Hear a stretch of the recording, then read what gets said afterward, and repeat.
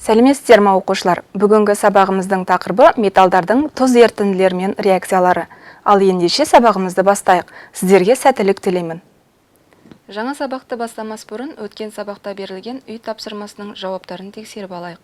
Сендерге берілген үй тапсырмасы: металдардың белсенділік қатарын пайдаланып, төменде келтірілген реакциялардың қайсысы жүретіндігін анықтап, реакция теңдеулерін жазыңдар деп берілген еді.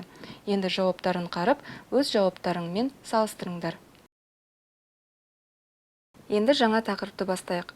Сабақтың мақсаты металдардың тұз ерітінділерімен әрекеттесуінің жоспарын жасау және жүргізу.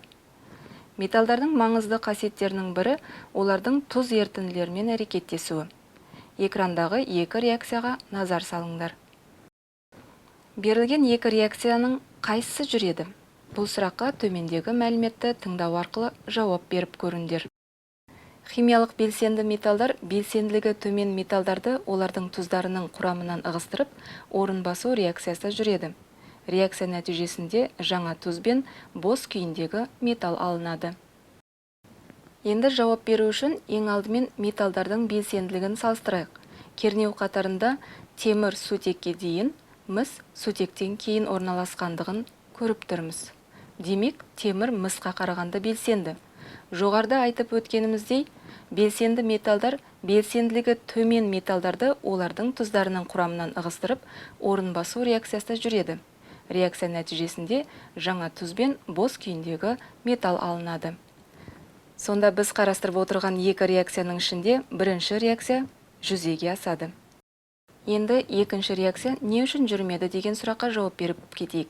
Өйткені мыс металдардың белсенділік қатарында сутектен кейін тұр. Мұндай типті реакциялар жүру үшін мына шарттар орындалуы керек.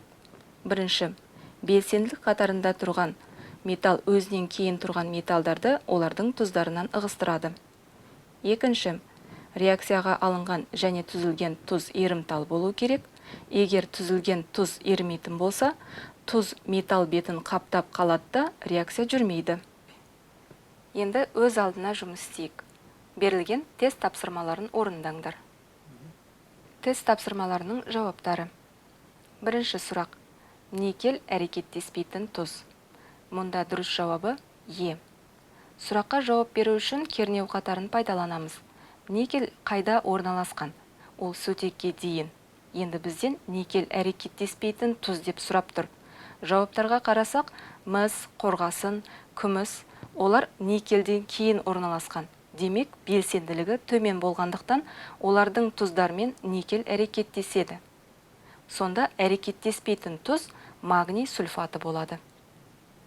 Екінші сұрақ: мыс 2 хлоридімен әрекеттесетін металл.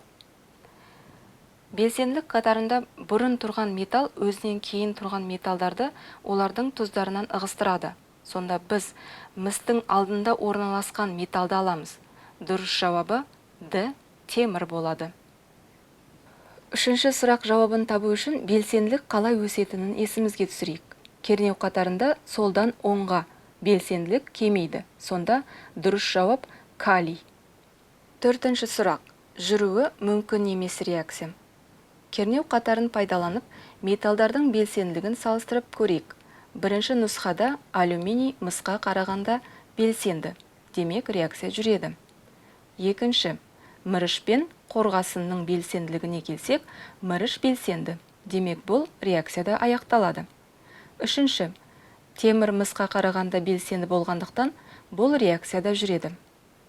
Төртіншіде, мыстың белсенділігі тұз құрамындағы металл темірден төмен, сол себептен бұл реакция жүрмейді. Сонда дұрыс жауап жүруі мүмкін емес реакция Д нұсқа болады. Енді үйге тапсырма. Кестені пайдаланып жүзеге асатын химиялық реакция теңдеулерін жазыңдар. Мысалы, жасылмен белгіленіп тұрған бірінші қатарда алюминий мен мыс сульфаты арасындағы реакция теңдеулерін жазып теңестіріңдер. Осымен бүгінгі сабағымыз аяқталды. Келесі сабақта кездескенше сау болыңыздар.